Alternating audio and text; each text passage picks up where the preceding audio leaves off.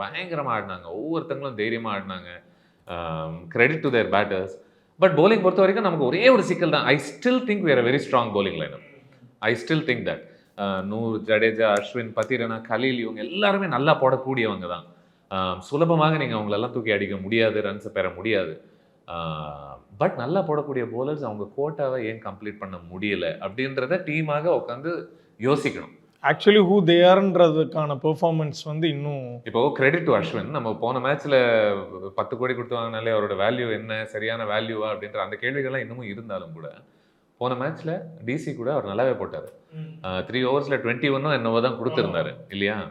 7 per over தான் கொடுத்த ஒரு போலருக்கு ஏன் 4th ஓவர் கிடைக்கல?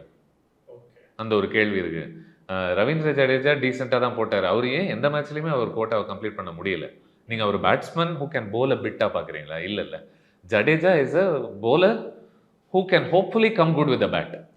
அந்த மாதிரியான ஒருத்தராக தான் நமக்கு தெரியுறாரு. அது நீங்கள் ரெண்டுத்துலையுமே முழுமையாக பயன்படுத்த முடியல அப்படின்னா அப்போது அவருக்கு நீங்கள் செலவழித்த கோடிகளுக்கான வேல்யூ என்ன?